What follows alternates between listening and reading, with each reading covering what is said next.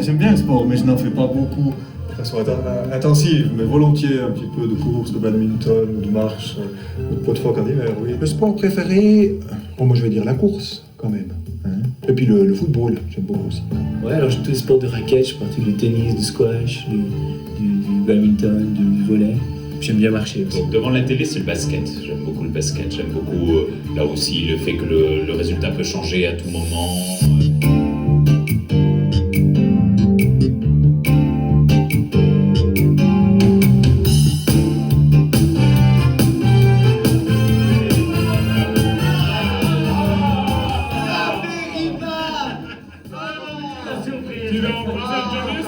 Ah, c'est ce soir. Ah bah oui, tu sais même pas ça va chez toi.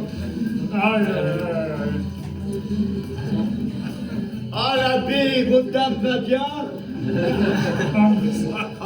Oh, ben, ce qui me rend heureux, c'est de rencontrer les personnes, de rencontrer les gens, là où ils sont, là où ils vivent, là où ils ont leurs difficultés, leurs joies, leur espérance, et puis ça va des personnes âgées aux jeunes, aux enfants, aux familles, aux personnes qui ont des joies, aux personnes qui ont des difficultés, et puis les rencontrer, d'être en contact avec eux, d'avoir cette relation privilégiée.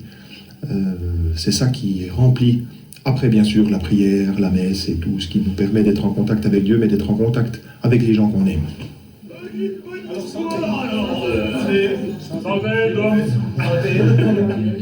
On a d'habitude, il nous paye une tournée.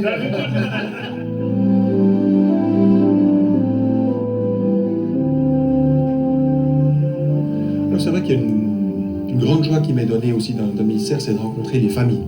Hein, c'est vrai quand on a pu, par exemple, célébrer un mariage, on a eu les fiancés, on a fait toute la préparation du mariage, et puis après il y a le mariage proprement dit, puis après on va encore les retrouver en famille, et puis après ils ont des enfants, hein, puis on peut baptiser les enfants, puis d'aller rejoindre là où ils sont, dans leur maison, dans leurs circonstances de tous les jours, pouvoir parler avec le papa des difficultés qu'il peut y avoir au travail, il y a des différentes choses avec la maman, avec les enfants, enfin, et puis accompagner les gens dans leur vocation du mariage.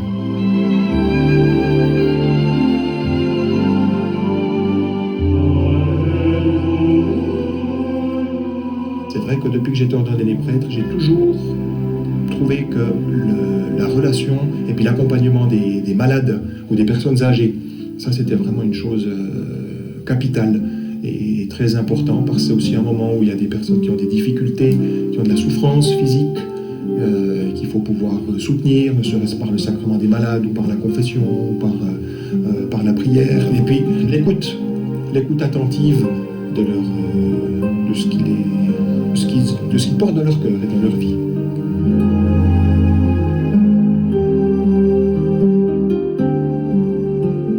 Alors l'équilibre, dans un premier, je le trouve dans la prière, dans la prière, en me ressourçant, en étant en contact avec la présence réelle, avec Dieu qui est au tabernacle, d'aller le prier l'office des heures, faire l'oraison, la prière le matin, l'après-midi, prier le chapelet.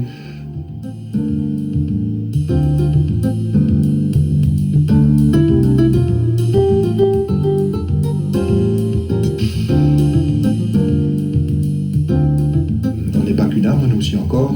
Donc pour moi, ce qui est important, c'est le sport. Moi, j'aime beaucoup faire du sport, aller courir, aller faire le bord à Fribourg, aller jouer au hockey avec les jeunes, aller faire du ski.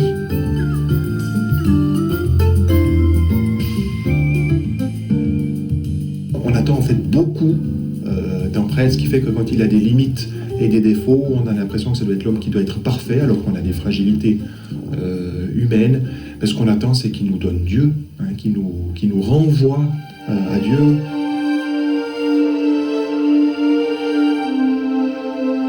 À mon avis, moi, je trouve que ce qui est très important comme valeur, c'est la foi. Cette foi qui n'est pas uniquement une adhésion intellectuelle, mais qui concerne toute la vie de la personne.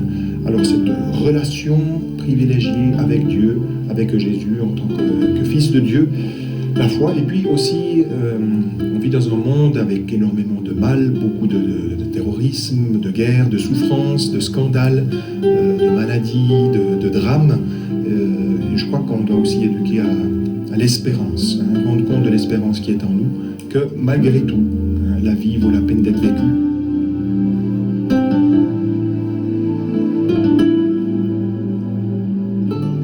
Nous sommes tous témoins au nom de l'Église. Le Seigneur le confirme et le compte de sa douce bénédiction.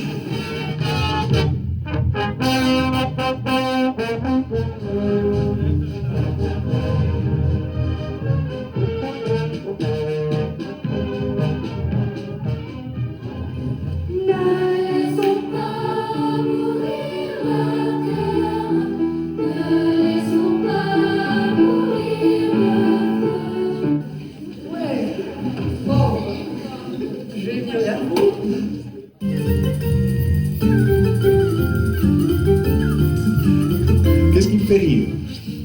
C'est souvent les gens, bien sûr, mais tout particulièrement les enfants, et puis les tout-petits. C'est vrai, quand on regarde les petits-enfants, ils sont tellement naturels, spontanés, simples, faciles, ils ne se posent pas trop de questions.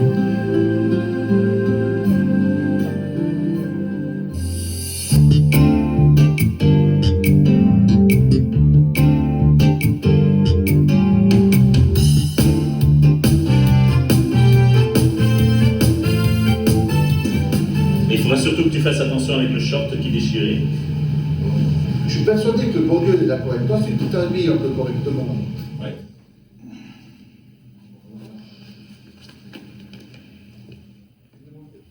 Alors la mission du prêtre aujourd'hui, je crois que c'est de se livrer et de donner le corps, et le corps du Christ.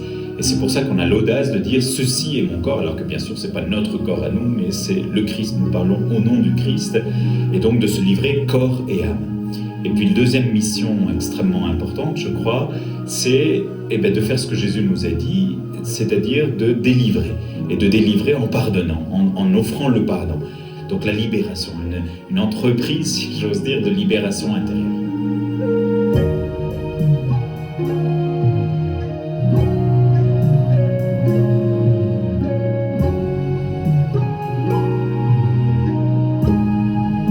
L'équilibre, il est dans ma vie, dans la forme de vie que j'ai choisie, c'est-à-dire l'oraison, la prière silencieuse, cette rencontre avec le Christ 2 heures par jour.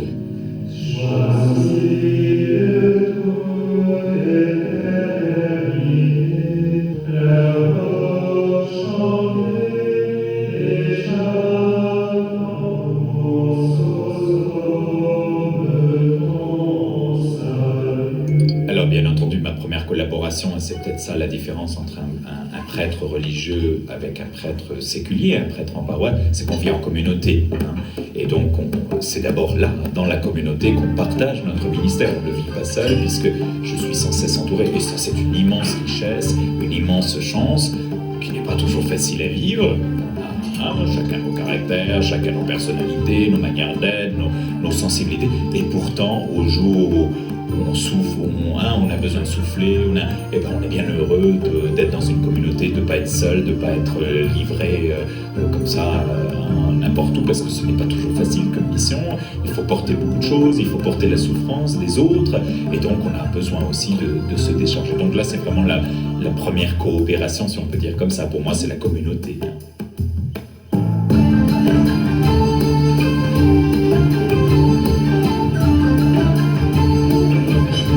Les nourritures terrestres doivent s'abandonner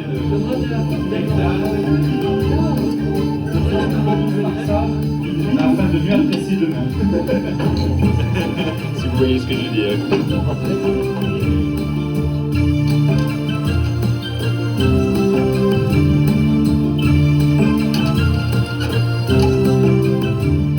En tant que prieur, j'ai une partie de mes activités qui tient au fait d'être responsable d'une maison, d'une communauté. Donc c'est d'abord responsable des frères, donc l'accueil des frères personnellement, mais aussi bien sûr tout l'accueil matériel. Il faut s'occuper de téléphoner à un ouvrier, d'acheter ceci, de prendre telle ou telle décision.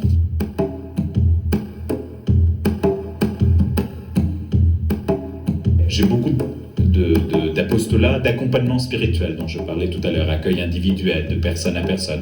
Donc tout le long de la journée, je peux avoir des rendez-vous. Et quand on voit un être humain reprendre goût à la vie, reprendre espérance, comprendre ce qui lui arrive, avoir la force, le courage de se remettre debout. Voilà, ça c'est vraiment les moments pour moi les plus fabuleux, les plus extraordinaires.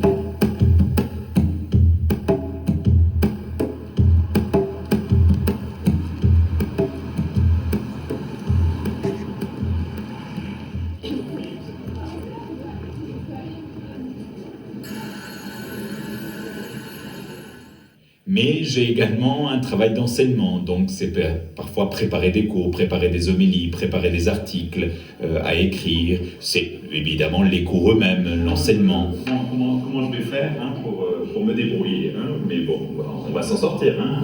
Grapho, évidemment. Oui, d'accord, ça commence déjà. Oméga. Bon, on reconnaît un peu.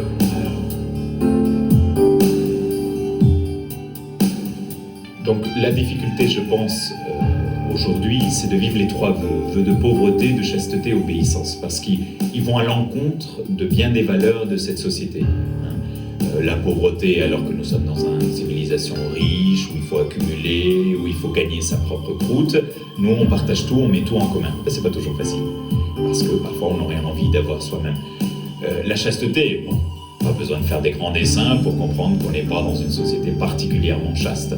Donc, cette maîtrise du désir et offrir ce désir à Dieu, corps et âme, eh bien, c'est pas toujours évident parce qu'on est sollicité de toutes parts. Donc, c'est une véritable difficulté qu'il faut vivre avec Dieu. Et l'obéissance, parce qu'on n'y pense pas souvent, on pense que c'est peut-être... Eh bien non, parce que ne pas être maître totalement 24 heures sur 24 de sa propre vie, et ben, dépendre des autres et l'accepter volontairement, c'est pas toujours facile parce que parfois il faut changer de couvent, il faut changer de mission, et ça, ce n'est pas facile. Donc je pense que les trois vœux ne sont pas très faciles à vivre de nos jours.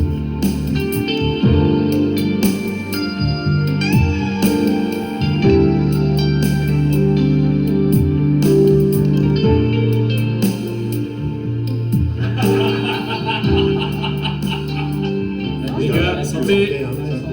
Bonne vôtre. Ça paraît que c'est ton verre, toi. T'as vu comme elle tombe, là? On t'en sort, tu défends directement, hein. C'est tout